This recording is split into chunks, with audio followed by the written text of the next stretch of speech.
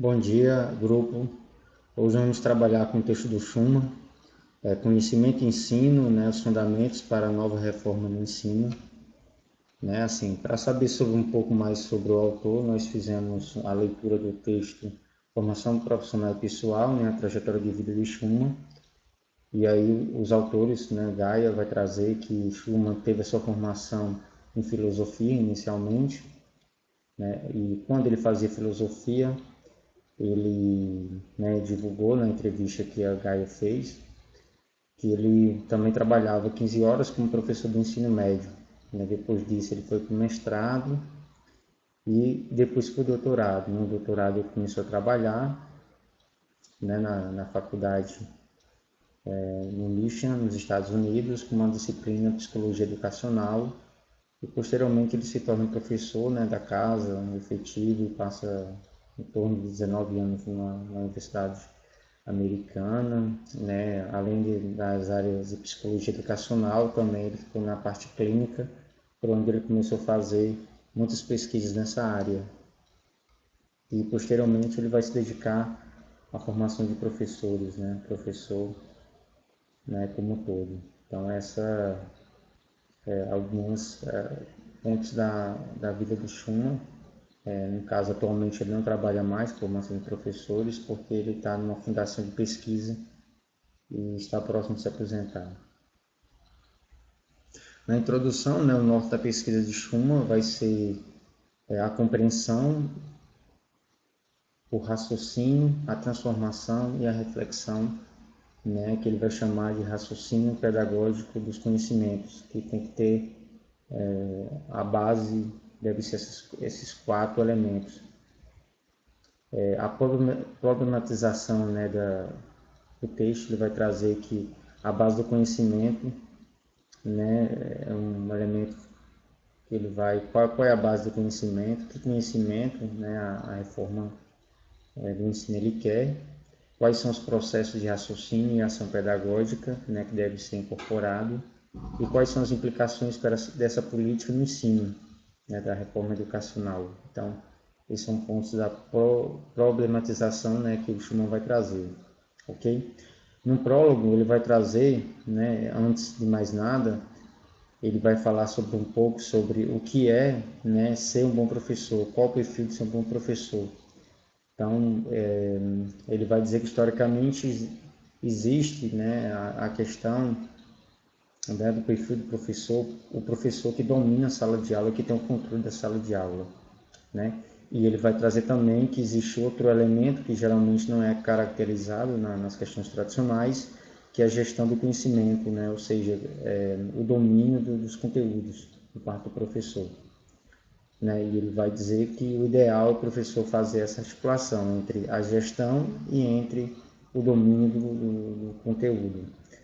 Ele vai dar um exemplo com a professora Nancy, né? Uma professora de literatura, né? Ele vai trazer um relato, né, de como ela trabalha na sala de aula, que ela tem um domínio, né, de voz, um domínio de gesticulação, né, um domínio que os alunos prestem atenção nela, e também um domínio de conteúdo. Então ele vai dizer que a Nancy ela vai ter esses dois elos que são fundamentais, né, para um bom professor, para ser um bom docente. Né? Ele vai trazer, vai dividir o texto em alguns elementos, né, alguns subseção, que eu vou falar detalhadamente de cada uma delas. Né? Primeiro, as novas reformas. Segundo, a base do conhecimento. O terceiro, o processo de ação e raciocínio pedagógico. O quarto, o raciocínio pedagógico do conhecimento. O quinto e último, conhecimento, política e reforma educacional. Então, eu irei falar detalhadamente de cada um desses elementos. No primeiro, sobre as novas reformas, né, ele vai trazer que os relatórios, né, têm sido unânimes em falar sobre a questão, né, da profissionalização como um elemento fundamental, né, de profissionalizar a questão da carreira, os elementos salariais, infraestruturais. Em relação, né, à operacionalização do ensino, Na questão do direcionamento do ensino, ele vai falar, né, outro elemento que aparece nos relatórios, que deve-se ter, né, a pesquisa inicialmente, né, que essa reformulação considere, né, a realidade do professor, da prática, não seja algo além né, da prática do professor, e que ela seja conectada à formação. Então, tem que haver uma conexão nessa reformulação. Tem que haver a pesquisa, tem que haver a consideração da prática, né, o contexto da sala de aula, e tem que haver a conexão com a formação do professor. Então, o triplé que ele vem trazer aí. Bom, as novas propostas da reforma. Então, as novas propostas, né, de acordo com o Schuman, deve ter mais requisitos, né, para ser professor. Então, deve ter mais elementos, né, para que o educador se insira, né, no processo da educação.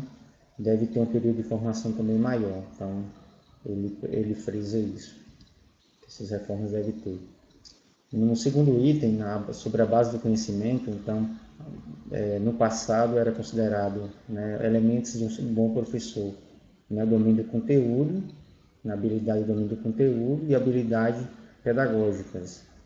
Só que todas elas eram não articuladas, então geralmente tinha esses dois, mas sem haver nenhuma articulação, que no C, no item C, aí ele vai considerar trivial, ou seja, que era desconsiderado vários aspectos, principalmente psicossociais, né? A realidade do aluno, a realidade do professor, o contexto em qual esses sujeitos estavam inseridos.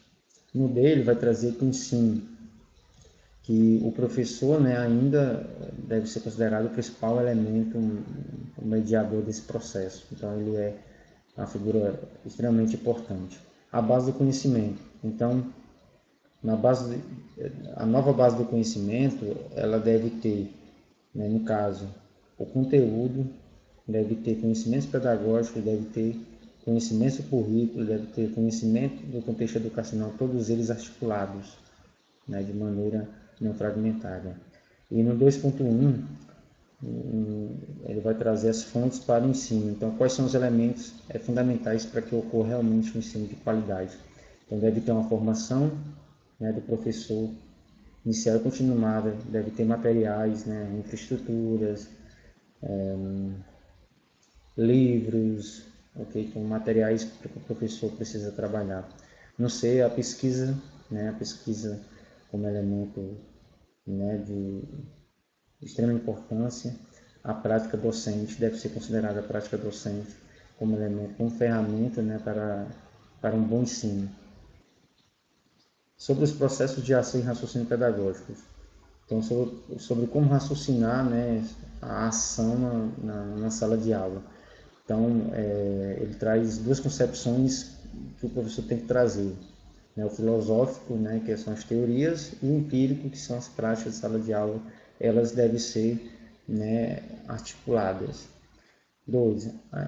O autor enfatiza que, né, ele vai trazer, no caso, o raciocínio pedagógico do conhecimento como categoria, e ele, no caso, essa categoria baseada em 5 elementos: compreensão, raciocínio, reflexão, né, dentre outros. Então, ele vai enfatizar que deve haver uma compreensão, né, a pessoa tem que compreender os processos, a pessoa tem que raciocinar, né, para transmitir, né, seus conteúdos. O raciocínio pedagógico é fundamental porque leva à ação docente. Então, isso é fundamental. Sobre o raciocínio pedagógico do conhecimento, então, como eu falei anteriormente. Então, é o seguinte, ele vai trazer como categoria que tem 4 elementos fundamentais. Primeira, a compreensão. Segunda, a transformação. Terceira, a instrução. A quarta, a avaliação. E quinto, a nova compreensão. Então, antes de mais nada, ele vai trazer que sempre, toda aula tem que ter algo motivador, que geralmente são textos, né? Então, o professor, no momento que for trabalhar, no caso, esses textos, esses conteúdos, primeiro, ele deve ter uma compreensão, ele entender as estruturas, o que está dizendo, né? Quais são as ideias dos autores, quais são as concepções políticas, ideológicas que esse trecho vem trazer. Segunda transformação, então ele deve, a partir desse texto, ele interpretar e criar um novo ambiente, uma nova situação, ou uma problematização desses conteúdos. A instrução que eu gerenciar, então gerenciar tanto a sala de aula, as questões fundamentais, como também gerenciar, né, os conhecimentos, né. No quarto, ele deve avaliar, que é verificar essa aprendizagem. E aí, no caso, ele vai entrar as avaliações diagnósticas, formativas, somativas. No quinto, a nova compreensão, novo começo, né, depois das 4 etapas anteriores. Né? Depois de todas essas etapas, essas 4 etapas, né, ele vai começar novamente, mas de maneira diferente. Sobre o conhecimento político e reforma educacional. Então, pontuei aí, né, pontuei um ponto, né, com 2 subitens. Então, sobre a reforma, nunca foram tão discutidas, então, para o autor, as reformas estão em pautas, né, na discussão da educação na América, né, e essa pauta, né, como ele já falou no início do texto, que a profissionalização é um dos focos desse debate. E para ele que essa profissionalização ele deve focar na formação do professor, na preparação prática, né, para esse professor se inserir, então deve haver, né, uma maior cautela em relação a essa preparação, né, colocar esse professor e observá-lo antes que ele se insira no contexto da sala de aula. Deve ter também para ele estratégia de certificação, né, uma estratégia mais rígida, mais cautelosa, né, de certificação, e também se preocupar com o local de trabalho, né, adequado para esses docentes. Bom, a abordagem. Então, para ele, em relação à abordagem das políticas educacionais e sua abordagem, ele vai dizer que difere. Então, há uma diferença e também considero que há essa diferença. Por quê? Porque a formação, ele vai colocar essa responsabilidade não somente das faculdades de educação, mas de toda a universidade. E segundo, o raciocínio pedagógico. Então, o perfil do professor deve ser considerado não só aquele que tem o domínio da turma, mas aquele também que tem, né, o domínio do conhecimento, principalmente do conhecimento que ele enfoca nessa questão. Segundo, a flexibilidade na formação. Então, essa formação também ela deve ser flexível, né, para evitar que seja um conhecimento mecanizado, né, que o professor vá somente dar aula, que não se preocupe com além dos conhecimentos, né, que as questões sociais, as questões psicológicas, as questões individuais de cada sujeito envolvido na educação. Bom, então a tese do autor, né, ele vai dizer que está baseado nesses elementos, né, que é a gestão da sala de aula, gestão do conhecimento, uma formação abrangente, uma flexibilidade, e que, por fim, ele vai dizer que retomar, né, o exemplo da professora Nancy, que deve ser o exemplo, né, dessa nova reformulação na educação a ser seguido por todas as políticas da educação. Então, as referências bibliográficas, né, baseadas no livro sobre a formação profissional e pessoal, a trajetória de vida de Schumann, né, que eu falava anteriormente sobre a vida dele, e do próprio texto, né, que nós falamos agora. Muito obrigado. Agora eu vou abrir para discussões.